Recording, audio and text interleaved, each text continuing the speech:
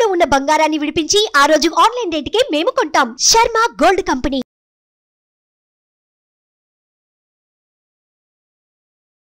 నమస్తే, welcome to Suman TV. నేను మీ యామ్ని. ప్రస్తుతం మనతో ఉన్నారు ప్రముఖ ఆధ్యాత్మికవేత్త, ప్రముఖ జ్యోతిష వాస్తు నిపుణులు డాక్టర్ గుండెపూడి శివసుధీర్ శర్మ గారు ఉన్నారు. గురుగారితో మనం మాట్లాడదాం. నమస్కారం గురుగారు. శ్రీమాత్రే నమః. శ్రీ గురుభ్యో నమః. గురుగారు, ఇప్పుడు మన సనాతన ధర్మంలో హోమాలకి యాగాలకి చాలా ప్రత్యేకత ఉందండి. అలానే మీరు కూడా ఒక హోమం నిర్వహిస్తున్నారని మేము తెలుసుకున్నాము. అది కూడా ఇప్పుడు లక్ష్మీ సుదర్శన హోమం. అసలు విశిష్టత ఏంటండి ఈ హోమానికి? హోమం అనేది మనం ఏదైతే చేస్తామో డైరెక్ట్ ఆ దేవతలకి మనం చేస్తున్నటువంటి పూజను అందించడమే హోమం. అగ్నిదేవుడి ద్వారా, అంటే ఇప్పుడు మనం ఏ దేవతకైనా ఒక మెసేజ్ అందించాలంటే మధ్యలో ఒకళ్ళు ఉండాలి తప్పనిసరిగా, పోస్ట్ మ్యాన్ అని. అలానే అగ్నిదేవుడి ద్వారా ఆ దేవతలకి ఫలానా గోత్రికులు, ఫలానా నామధేయులు ఈ కోరిక మేరకు ఈ సంకల్పం చేసి ఈ యొక్క ద్రవ్యాలతో ఈ హోమం చేశారు అని చెప్పి దేవుడి ద్వారా చెప్తూ ఉంటాం. ఎలా అంటే అగ్నిదేవుణ్ణి అసలు ముందు ముఖ్యంగా మనం ఆవాహనం చేస్తాం హోమానికి. దాంట్లో చత్వారి శృంగాత్రయో అస్య బాధాద్వే శీర్షే సప్తహస్తాసో అస్య అని చెప్పి అగ్నిదేవుడి గురించి వర్ణించడం జరుగుతుంది. ఆయనకి 4 ముఖాలు ఉంటాయి, 7 చేతులు ఉంటాయి, 10 కాళ్ళు ఉంటాయి ఆయన అగ్నిదేవుడికి. ఈ అగ్నిదేవుడిని ఆవాహనం చేస్తాం మనం. చేసి అక్కడ ఏం చేస్తామంటే ఫస్ట్ ముందు దర్భ చాలా పవిత్రమైంది కాబట్టి ముందుగానే బియ్యపిండితో ముగ్గు వేస్తాం. ముగ్గు వేసిన తర్వాత దర్భతో అన్ని వైపులా తుడుస్తాం శుభ్రంగా. దర్భ అంటే అమృత సమానం కదా, అమృతంతో సమానం కాబట్టి అక్కడ స్థలం మొత్తం శుద్ధి జరుగుతుంది. అగ్నిదేవుడిని ఆవాహనం చేస్తాం. ఆవాహనం చేసిన తర్వాత ఆయన మనం ఇంటికి పిలిచాం కదా, పిలిచినందుకు 8 దిక్కుల అక్షతలతో ఆయనకి చక్కగా అలంకరిస్తాం. పుష్పాలు అక్షతలతో అలంకరించిన తర్వాత ఆయనకి షట్పాత్ర ప్రయోగం అని చెప్పి 6 పాత్రలతో హోమం చేస్తాం మనం. సుర్కు అంటే నెయ్యి వేస్తూ ఉంటాం కదా, దాన్ని అంటే 4 విధాలుగా ఇట్లా 4 ధారలతో ఉంటుంది. సుర్కు అంటారు దాన్ని. శృవం అంటే డైరెక్ట్ నెయ్యి వేస్తూ ఉంటాం, దాన్ని శృవం అంటాం. అలానే పూర్ణ పాత్ర, ఆద్య పాత్ర, ప్రోక్షణ పాత్ర, తర్వాత ఈ యొక్క అగ్నిగుండం, ఇవి 6 కూడాను పాత్రలు. షట్పాత్ర ప్రయోగం అంటాం. ఈ షట్పాత్ర ప్రయోగం ద్వారా అగ్నిదేవుడిని ఆవాహన చేసి ఆయనకి తగిన గౌరవ మర్యాదలు ఇచ్చేసి ఆయనకి చెప్తాం, అయ్యా మేము పలానా సంకల్పం కోసం పలానా దేవత మంత్రాన్ని ఈ ద్రవ్యాలతో హోమం చేస్తున్నాం అని చెప్పి ముందుగా అగ్నిదేవుడికి ఇండికేషన్ ఇస్తాం. ఈ ద్రవ్యాలు ఇవి అని చెప్పి ముందు అగ్నిదేవుడికి ఇస్తాం. ఇచ్చిన తర్వాత ఆయనకి వేస్తూ ఉంటాం. ఈ అగ్నిదేవుడు ఎలా చెప్తాడు అంటే, అగ్నిదేవుడికి 2 భార్యలు ఉంటారు, స్వాహాదేవి, స్వధాదేవి. స్వహ, స్వధ. ఇప్పుడు ఎవరైనా సరే, ఏ మగవాళ్ళైనా సరే భార్య పేరు పిలవగానే వెనక్కి తిరిగి చూస్తారా లేదా? అలాగే మనం నెయ్యి కానీ ఏదైనా ద్రవ్యాలు కానీ వేసేటప్పుడు స్వాహ అంటాం. ఆయన భార్య పేరు కాబట్టి అగ్నిదేవుడు ఇట్లా నోరు తెరుచుకొని చూస్తూ ఉంటాడు. ఆ సమయానికి మనం ద్రవ్యాన్ని అందిస్తాం కదా. ఇక్కడ భగవంతుడు ఏం చేస్తున్నాడు అంటే, వాళ్ళు ఏ ద్రవ్యాలతో హోమం చేస్తున్నారు అనేది అసలు శాస్త్రం కాదు, అంటే వాళ్ళు పట్టించుకునేటువంటి పరిస్థితి కాదు. ద్రవ్యాలు అంటే ఏంటి? భగవంతుడు ఇచ్చినవి మరలా మనం భగవంతుడికి ఇస్తున్నాం. మనం సొంతగా ఏదో మనం కష్టపడి సంపాదించుకున్నాం చెప్తాం, కానీ అది భగవంతుడు మనకి ఇచ్చిన ప్రసాదం, మరలా అదే భగవంతుడికి ఇస్తూ ఉంది. కానీ మరి హోమాలు యాగాలు చేస్తే ఏమన్నా ఫలితం వస్తుందా? ఎట్లా చేస్తే ఫలితం వస్తుంది అంటే, అగ్నిదేవుడికి దేవతలకి అసలైన ఆహారం ఏంటి అంటే నెయ్యి, ఆవు నెయ్యి ఉంటుంది కదా, ప్రత్యేకంగా అదే ఉపయోగిస్తాం. దేవానాం ఆద్యమాహారో అని చెప్పి శాస్త్రం చెప్తోంది. దేవతలకి ఆహారం ఏంటి అంటే ఆద్యం, అంటే ఆవు నెయ్యి మాత్రం. ఈ ఆవు నెయ్యి వేస్తూ ఉంటాం కదా, అగ్నిదేవుడికి మనం శ్రద్ధగా భక్తితో చేసామని చెప్పి ఎలా తెలుస్తుంది అంటే, ఇప్పుడు పంతులు గారు చెప్తూ ఉంటారు, నెయ్యి వేస్తూ ఉంటాం. ఇది లెక్క కాదు. మంత్రం వచ్చినప్పుడు స్వాహ అన్నప్పుడల్లా అగ్నిదేవుడు నోరు తెరుచుకుంటాడు కాబట్టి మనం ఆద్యాన్ని అందిస్తూ ఉంటాం కదా. ఈ స్వాహ అనేటి మంత్రం ఎప్పుడు వినపడుతుంది చేసుకునేటువంటి వాళ్ళకి? మనస్ ఇక్కడ ఉంటే, ఆ హోమం మీద లగ్నం చేసి ఉంటే మాత్రమే స్వాహ అనేటువంటి శబ్దం కరెక్ట్ సమయానికి వినపడుతుంది. ఆ సమయానికి దేవతలకి ఆహారాన్ని అందిస్తారు. అప్పుడు అగ్నిదేవుడు సంతృప్తి పడి, అయ్యా ఫలానా వాళ్ళు, ఫలానా గోత్రికులు, ఫలానా నామదేవులు ఈ హోమం చేశారు, వీళ్ళకి అనుగ్రహించండి అని చెప్పి అగ్నిదేవుడు చెప్తాడు.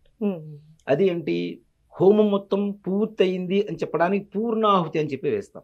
పూర్ణ ఆహుతి. చాలామంది పూర్ణాలు వేస్తుంటారు. పూర్ణ ఆహుతి కాదు. దీంట్లో 108 రకాల ద్రవ్యాలు ఉంటాయి పూర్ణాహుతిలో.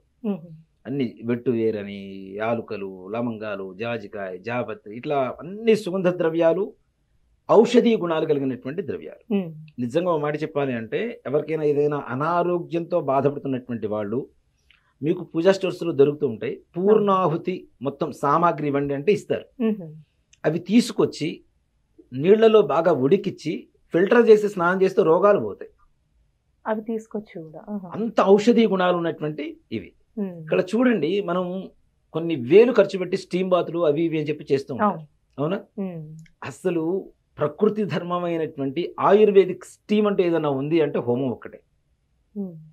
అక్కడ కూర్చుంటే చెమటలు కారిపోతుంటాయి, మనలో చెమట వెళ్ళిపోతూ ఉంటాయి. ఆ ద్రవ్యాలు వాసన పీల్చుకుంటూ ఉంటాం, ఆయుష్ పెరుగుతుంది, వర్చస్సు పెరుగుతుంది, అవునా? అంతేకాకుండా చూడండి, అంటే బ్రాహ్మణులు హోమాలు నిత్యాగ్నిహోత్రం చేసేటువంటి వాళ్ళ ముఖ కవళికలు వేరే ఉంటాయి, ఎర్రగా కందిపోయినట్టుగా ఉంటుంది. దేనికంటే అంత రక్తం ప్రసరణ అనేది కరెక్ట్గా జరుగుతూ ఉంటుంది వాళ్ళకి ఆ హోమం వేడి ద్వారా తప్పనిసరిగా నిత్యాగ్నిహోత్రులకి. అలానే కనీసం సంవత్సరంలో ఒక్కసారైనా మనం హోమం చేసుకుంటూ ఉంటే వీటి ద్వారా వచ్చేటువంటి ఔషధీ గుణాల శక్తులు ఏవైతే ఉంటాయో సంపూర్ణమైనటువంటి ఆరోగ్యాన్ని ఇస్తాయి. అసలు హోమాలకి యాగాలకి ఉండేటువంటి లక్షణం ఇది. హోమానికి యాగానికి ఉండేటువంటి తేడా ఏమిటి అంటే, హోమం అంటే ఒక రోజు ఒక బ్రాహ్మణుడితో చేసుకునేటువంటి హోమాన్ని హోమం అంటాం.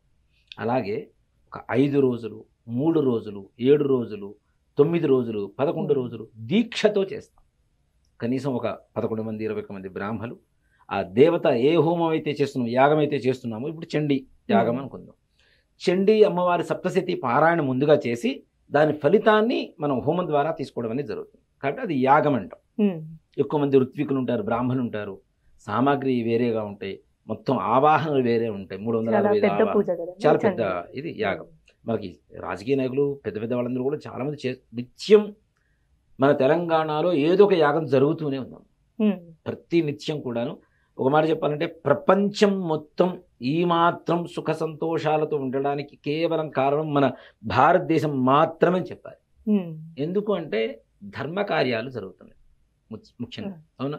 దేవాలయాలు కట్టించడం, దేవాలయాల్లో నిత్యం విశేషమైనటువంటి హోమాలు, పూజలు, కళ్యాణాలు, బ్రహ్మోత్సవాలు ఇవన్నీ జరుగుతూ ఉంటాయి. దీంట్లో కూడా ఏం చెప్తారు అంటే, యాగాలు ఇవన్నీ చేసేటప్పుడు కూడా బ్రాహ్మణ సంకల్పం చెప్పేటప్పుడు, అస్మిన్ గ్రామే స్థితానాం ప్రజానాం బ్రాహ్మణాది సర్వవర్ణానాం వ్యాధి చోర దుర్భిక్ష అతివృష్టి అనావృష్టి రాజబాధాది సర్వ ఉపద్రవ శాంత్యర్థం అని చెప్పి చెబుతారు. నా గ్రామం, నా దేశం, ప్రపంచంలో ఉండేటువంటి అందరూ కూడాను వ్యాధి రోగాలు పోవాలి, చోర దొంగల భయం, దుర్భిక్షం అతివృష్టి అనావృష్టి ఉంటుంది కదా, వర్షాలు పడటం లేదా ఎక్కువగా పడటం, అసలు పడకుండా పోవడం అనావృష్టి, రాజబాధాది అంటే మనకంటే పైన ఉండేటువంటి అధికారులు ఎవరైతే ఉంటారో, అంటే కొన్ని దేశాలు చూస్తూ ఉంటాం, చైనా ఇట్లాంటి వాటిల్లో ఆ అధికారులు ఎవరైతే ప్రెసిడెంట్లు వీళ్ళు ఉంటారో వాళ్ళే ప్రజల్ని పీడిస్తూ ఉంటారు. అట్లాగా వాళ్ళ నుంచి వచ్చేటువంటి బాధను కూడా పోయి అందరూ సుఖ సంతోషాలతో ఉండాలి అని చెప్పి హోమాలు చేసేటువంటి ఒక దేశం ప్రపంచంలో ఏదైనా ఉంది అంటే అది భారతదేశం మాత్రమే, ఇంకెక్కడా లేదు. అందుకనే ఇంత మనది భరతభూమి అని చెప్పి మనం ఎందుకు ఇది చేస్తాం? వేదభూమి, వేదం పుట్టింది కాబట్టి దాన్ని ఉద్ధరిస్తూ ఉన్నారు ఇప్పుడు. కాబట్టి యాగాలకి హోమాలకు ఉండేటువంటి తేడా. అంటే ఈ హోమం మనకి ఎన్ని రోజులు చేయడం జరుగుతుందండి? లక్ష్మీ సుదర్శన హోమం. ఇప్పుడు మనం చేయబోయేటువంటి హోమం లక్ష్మీ సుదర్శన హోమం. లక్ష్మి అంటే అందరికీ ధనం మూలం ఇదం జగత్. ప్రపంచం మొత్తానికి కావాల్సింది ఏంటి? డబ్బు కావాలి. అది ఉంటే చాలా సౌకర్యాలు వస్తాయి. అన్నీ రావు కానీ కొన్ని చాలా వరకు సౌకర్యాలు వస్తాయి. 100లో 90% సౌకర్యాలు దాంతోనే ముడిపడింది. కాబట్టి సుదర్శనం, ఈ సుదర్శనం గురించి చెప్పుకోవాలంటే చిన్న స్టోరీ కూడా చెప్తాను. భాగవతంలో సుదర్శన చక్రం గురించి చాలా విశేషంగా చెప్పబడింది. ఎలా అంటే భక్త పోతనామాచ్యులు మనకి భాగవతాన్ని రాశారు. ఆయన తమ్ముడు ఒక ఆయన ఉంటారు. ఆయన వ్యవసాయం చేస్తుంటారు. వారి తమ్ముడు పోతనామాచ్యులు కూడా వ్యవసాయం చేస్తూ ఇవన్నీ రచిస్తూ ఉండేవారు. నిత్యం రాముల వారికి అర్చన, అభిషేకాలు ఆయన విధానం, పోతనామాచ్యుల విధానం. భాగవతం రాసే ముందుగా రాముడికి పూజ చేయడం, కూర్చోవడం, రాస్తూ ఉన్నాడు. ఇలా రాస్తూ ఉన్నారు. ఒకరోజు ఒక శ్లోకాన్ని మొదలుపెట్టారు. అలా వైకుంఠపురంబులో నగరిలో ఆమూల సౌధంబులో అని చెప్పి మొదలుపెట్టారు. అక్కడికి వచ్చేసరికి ఆగిపోయింది శ్లోకం. ముందుకు వెళ్ళటల్లా ఆయనకి. ఈయనకున్న అలవాటు ఏంటి అంటే ఏదన్నా అట్లా ఆగిపోయినప్పుడు ఒకసారి బయటికి వెళ్ళేసి వస్తారు. అంటే ఆలోచన మారుతుంది కదా, మళ్ళీ ఫ్రెష్గా స్టార్ట్ చేస్తూ ఉంటారు. అలా వెళ్ళొచ్చినప్పుడల్లా వీళ్ళ తమ్ముడు ఆయన కాళ్ళు కడుగుతూ ఉంటాడు. అన్నగారి కాళ్ళు కడుగుతూ ఉంటాడు, టవల్ ఇస్తాడు, చక్కగా తుడుస్తాడు, లోపల పంపిస్తాడు, కార్యక్రమం జరుగుతూ ఉంటుంది. ఇలానే బయటికి వెళ్ళాడు ఆయన. బయటికి వెళ్ళి ఇంట్లోకి మరలా వచ్చాడు. వాళ్ళ తమ్ముడు వచ్చాడు, కాళ్ళు కడిగాడు, చక్కగా తుణుకుడుతూ మొత్తం శుభ్రంగా కాళ్ళు తుడిచాడు, లోపల పోయి ఆయన రాసేసాడు. మరలా కొంతసేపటికి బయట నుంచి మళ్ళీ పోతనా మచ్చులు వచ్చారు. ఎందుకలా వెళ్ళడం అండి? అదే చెప్తారు. అసలు వెళ్ళలేదు, మళ్ళీ వచ్చారు ఆయన. వచ్చిన తర్వాత తమ్ముడికి అనుమానం వచ్చింది. ఇప్పుడే కదా అన్నగారు లోపలికి వెళ్ళారు, కాళ్ళు కడిగాను, మరలా వచ్చారు, ఈయన ఎప్పుడు బయటికి వెళ్ళారు అని చెప్పి కాళ్ళు కడిగి అడిగాడు. అన్నగారు ఇప్పుడే కదా మీరు వెళ్ళారు, లోపలికి వెళ్ళారు కదా, మరలా ఎప్పుడు బయటికి వెళ్ళారు? నేను బయట నుంచి ఇప్పుడే వస్తున్నాను, మళ్ళీ రావడం ఏంటని చెప్పి లోపల పోయి చూస్తే ఆ శ్లోకం మొత్తం పూర్తిగా రాసేసింది. ఎవరు రాశారు అంటే సాక్షాత్ శ్రీరామచంద్రమూర్తి వచ్చి ఆ శ్లోకాన్ని పూరించారు. చూడండి అదృష్టం. భక్త అంటే పోతనామాచ్యుల వారు అంత భాగవతాన్ని రాస్తున్నారు, అంత భక్తుడు. ఆయనకి మాత్రం రాముల వారి కాళ్ళు కడిగే అదృష్టం కలగలేదు, తమ్ముడు కలిగింది కదా. దాంట్లోనే గజేంద్ర మోక్షం అని చెప్పి రాస్తున్నారు ఆయన. ఎవరు? పోతనామాచ్యులు భాగవతంలో. దాంట్లోది ఈ శ్లోకం కూడా, ఇందాక నేను చెప్పిన శ్లోకం కూడా. దాంట్లో ఏంటి అంటే కొన్ని ఏనుగులు, ఆడ ఏనుగులు మొత్తం, ఒక మగ ఏనుగు, 40 ఆడ ఏనుగులకి ఒక్కటే భర్త, ఒక మగ ఏనుగు. ఈ ఆడ ఏనుగులన్నీ మేము స్నానం చేయాలని చెప్పి అడిగినట మగ ఏనుగుని. అక్కడ చుట్టూ ఉన్నటువంటి ఒక పెద్ద కొలను ఉంది. ఆ కొలంలో ఎలా ఉంది అంటే మొత్తం కొలను మొత్తం తామర పుష్పాలతోనే నిండి ఉంది. అంత దివ్యమైనటువంటి కొలనుగా ఉంది, అందంగా కనబడుతుంది. సరే మీరు వెళ్ళండి, నేను బయట ఉండి కాపలా కాస్తాను అని చెప్పి ఈ 40 ఏనుగుల్ని లోపలికి పంపించేసి, ఇది చుట్టూ ఎలా అంటే ఆడవాళ్ళు ఇక్కడ స్నానం చేస్తున్నారు, మీరు ఎవరు రాకండి అన్నట్టుగా ఘీంకారం చేస్తూ ఆ కొలను చుట్టూ ఈ మొగ ఏనుగు తిరుగుతూ ఉన్నదిట వాళ్ళకి కాపలాగా. 40 ఏనుగులు స్నానం చేసినాయి, బయటకు వచ్చేసింది. మరి ఇది కూడా స్నానం చేయాలి కదా, లోపలికి వెళ్ళింది. ఈ 40 ఏనుగులు ఏం చేసినాయి? అడుగు మడుగు మొత్తం తొక్కేసి తొక్కేసి తొక్కేసి పుష్పాలు మొత్తం పాడైపోయినాయి. ఆ కొలను మొత్తం గందరగోళం అయిపోయింది. దాంట్లోకి ఏనుగు వెళ్ళింది, ఈ మగ ఏనుగు వెళ్ళింది. ఈ 40 ఏనుగులు స్నానం చేసి వచ్చేటప్పుడు ఎక్కడో మడుగున్నటువంటి ఒక మొసలి బయటకు వచ్చింది. ఈ 40 ఏనుగులు బయటకు వచ్చేసినాయి. ఈ మగ ఏనుగు లోపల స్నానానికి దిగింది. దిగినప్పుడు ఆ మొసలి ఏదైతే ఉందో ఏనుగు కాలు పట్టేసింది. ఏనుగుకి అహంకారం ఎక్కువ కదా, దానికి బలం ఎక్కువ ఉందని పోరాడింది పోరాడింది పోరాడింది పోరాడింది. 45 రోజుల పాటు ఏనుగు మొసలి, కరి మరి, మరి అంటే మొసలి, కరి అంటే ఏనుగు, కరి మరి యుద్ధం 45 రోజుల పాటు జరిగింది. 45 రోజులు.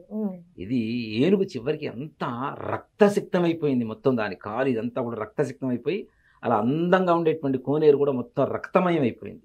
ఈ ఏనుగు కాళ్ళలోంచి వచ్చినటువంటి రక్తం అంతా కూడా కోనేరులో నిండిపోయింది. ఈ సమయంలో చివరికి దీనికి ఓపిక చచ్చిపోయింది. నేను కాపాడుకోలేను, నన్ను కాపాడేవాడంటే ఒకడు ఉన్నాడు, వాడు ఎవరు అని చెప్పి ఆలోచిస్తే కొలను మొత్తం పూలు మొత్తం పాడైపోయింది కదా, ఒకే ఒక్క పుష్పం మిగిలిందిట. ఆ పుష్పాన్ని తొండంతో కోసి ఇట్లా పైకెత్తి హరి అని చెప్పి గట్టిగా అరిచింది. ఈ హరి అని పిలిచినప్పుడల్లా ఈ మొసలు వదులుతోంది. అంటే నామస్మరణ దీనికి కూడా తీయగా ఉంది. అది మళ్ళీ ఆపినప్పుడల్లా మళ్ళీ మొసలు పట్టుకుంటుంది. ఈ విధంగా యుద్ధం జరుగుతున్నది. చివరికి అది మొన్న ఓపికను మొత్తం ఒక్కసారి కూడగట్టుకొని ఆ మగ ఏనుగు విష్ణుమూర్తిని ప్రార్థించింది. అప్పుడు విష్ణుమూర్తి అక్కడి నుంచి కదిలాట. ఎలా కదిలాడు అంటే సిరికింజప్పడు శంఖచక్ర కదములు చేదోయి సంధింపడు పరివారం బూరను అభ్రకపతిని మన్నించాడు అని చెప్పి, అంటే భక్తుణ్ణి కాపాడటానికి విష్ణుమూర్తి ఎలా వచ్చాడు అంటే ఆ లక్ష్మీదేవి కొంగు ముడివేసి ఉంటే అది కూడా పట్టించుకోలేదుట. శంఖచక్రాలు ఏవీ తీసుకోలేదు. ఎవరి పరివారం రాండి యుద్ధం చేద్దామని చెప్పి ఎవరిని పిలవలేదు. అంటే భక్తులు పిలుస్తున్నాడు, ఎప్పుడు పిలుస్తాడా అని చెప్పి చూస్తున్నాడు. ఆయన పిలిచాడు, ఆయన గజేంద్రుడు వెంటనే వచ్చేసాడు. వచ్చి సుదర్శన చక్రాన్ని, సుదర్శన చక్రం అంటే ఇందాక మనం చెప్పాం సిరికించప్పుడు శంఖచక్ర కదములు చేదో ఈ సంధింపడని, ఆయన తీసుకురాలి కదా, మరి ఇట్లా ఇక్కడిక్కడ ఇట్లా ఎలా వచ్చిందని చెప్పి చాలా మందికి అనుమానం ఉంటుంది. సుదర్శన చక్రం అనేది ఆయన మంత్రం ద్వారానే ఆయన చుట్టూ ఆయనతోనే ఉంటుంది. ఆయన నుంచి ఒక భాగం అనే చెప్పాలి, ఒక మాట చెప్పాలంటే ఆయన శరీరంలో ఉండేటువంటి ఒక భాగం అనే చెప్పాలి. ఆ చక్రంతో మొసలిని సంధించి ఏనుగుని కాపాడాడు. అంటే గజేంద్ర మోక్షం అంటారు దీన్ని. ఈ యొక్క సబ్జెక్ట్ని భాగవతంలో గజేంద్ర మోక్షం అంటారు. సుదర్శన చక్రం ద్వారా మొసలిని సంహరించేశాడు. ఆ మొసలి విష్ణుమూర్తిని ప్రార్థించింది, నీ చేతిలో చావడం కంటే అంతకుమించి నాకు వరమేం లేదు అని చెప్పి ప్రార్థిస్తూ ఉంటే ఆ మొసలిని అడిగాట, నీకేమైనా వరం కావాలంటే కోరుకో, నేను ప్రసాదిస్తాను అని చెప్పి విష్ణుమూర్తి అడిగితే, ఏ దేవతకైనా సరే ఇరువైపులా నేను ఉండాలి అని చెప్పి కోరుకుంది. అందుకనే మనం ఒక ఆర్చి పెడతాం చూడండి, ఇత్తడిది కానీ వెండిది కానీ, దానికి మకర తోరణం అని చెప్పి పేరు. మకరము అంటే మొసలి, రెండు వైపులా ఇట్లా మొసళ్ళు నోరు తెరుచుకొని ఉంటాయి తప్పనిసరిగా, దాన్ని మకర తోరణం అంటాం. దేవాలయంలో ఉండేటువంటి వాటికి ఆ వరం ఇచ్చాట మొసలికి. అందుకని మకర తోరణంగా మన విష్ణుమూర్తి ప్రతి దేవాలయంలో, విష్ణుమూర్తి కాదు ఏ దేవాలయానికి వెళ్ళినా తప్పనిసరిగా మకర తోరణం ఉంటుంది. మకరము అంటేనే మొసలి, ఆయనతో ఉండేటువంటి తోరణమే మకర తోరణం అంట. అంటే సుదర్శన చక్రాంతో సంధింపబడడం ఒక వరం, గజేంద్రుణ్ణి రక్షించడం ఒక వరం. అవునా? గజేంద్రుణ్ణి రక్షించినటువంటి విష్ణుమూర్తి మనల్ని రక్షించడం అవునా? అందులో ఇంకోటి ఏంటంటే నరసింహస్వామికి యొక్క సుదర్శన చక్రానికి చాలా దగ్గర సంబంధం ఉంటుంది. మంత్రాలు కూడా ఎలా ఉంటాయంటే, సుదర్శన మంత్రం కానీ నారసింహ మంత్రం కానీ మనం వింటుంటేనే మనకి తెలియని ఒక వైబ్రేషన్స్ మన బాడీలోంచి వస్తూ ఉంటాయి. ఆ నరసింహస్వామి శ్లోకం ఉంటుంది చూడండి, ఉగ్రం వీరం మహావిష్ణుం జ్వలంతం సర్వతోముఖం నృసింహం భీషణం భద్రం మృత్యుర్నమామ్యహం. మృత్యువును కూడా తీసేస్తాట నరసింహస్వామి. అలాగే సుదర్శన మంత్రంలో కూడా ఓం క్లీం కృష్ణాయ గోవిందాయ గోపీజన వల్లభాయ పరాయ పరమపురుషాయ పరమాత్మనే పరకర్మ మంత్ర యంత్ర తంత్ర ఔషధ అస్త్ర శస్త్రాన్ని సంహర మృత్యోర్మోచయ. ఓం నమో భగవతే మహాసుదర్శనాయ దీప్త్రే జ్వాలాపరీధాయ సర్వదిక్షోభణహరాయ. ఏ దిక్కు నుంచి వస్తున్నటువంటి ప్రమాదాన్నైనా సరే హరింపజేసేటువంటి శక్తి ఒక సుదర్శన చక్రానికి ఉంది. అంతేకాకుండా పరకర్మ మంత్ర యంత్ర తంత్రం, మన మీద ఏదైనా ప్రయోగాలు చేసినా, మనకి తెలియకుండా ఏమైనా దాటుతున్నా, పిల్లలు మొండితనంతో ఉంటారు, ఇట్లాంటి వాళ్ళకైనా లక్ష్మీదేవి అనుగ్రహం, ఇందాక చెప్పాను కదా, సుదర్శనం చేస్తే లక్ష్మీదేవిని తప్పనిసరిగా కలిపి చేయడం అనేది ఇది ఉపసంహరణ అంటారు. ఇప్పుడు సుదర్శనం చేస్తాం, ఆవేశంగా చేస్తూ ఉంటాం, దాన్ని ఉపసంహరించాలంటే లక్ష్మీదేవి తప్పనిసరిగా పక్కన ఉండాలి. కాబట్టి లక్ష్మీదేవి సహితంగా సుదర్శన హోమాన్ని చేస్తున్నాం. ఇది కూడా 41 రోజుల పాటు మండల దీక్ష. ఇప్పుడు మనం అంతకుముందు కూడా చెప్పుకున్నాం, 41 రోజుల పాటు ఏ మనిషి నిత్యం ఏదైతే చేస్తూ ఉంటాడో 42వ రోజు దానికి అలవాటు పడతాడు మన హిందూ ధర్మం ప్రకారం. అందుకని మండల దీక్ష అని చెప్పి చూస్తూ ఉంటాం కదా మనం. అయ్యప్ప దీక్షలు ఇవి కూడా 41 రోజు చేస్తూ ఉంటారు. ఎందుకంటే 41వ రోజు పొద్దున్న 4ంటికి లేస్తే 42వ రోజు కూడా 4ంటికి లేస్తాడు, పొద్దున్నే పూజ చేస్తాడు, చెడుగా మాట్లాడటం ఆపేస్తాడు, ఆవేశపడటం మానేస్తాడు, భక్తి తత్పరతతో సౌమ్యతతో మెలుగుతూ ఉంటాడు. కాబట్టి అలానే 41 రోజు మండల దీక్షగా యొక్క సుదర్శన మహాలక్ష్మి సుదర్శన హోమాన్ని చేస్తున్నాం మనం.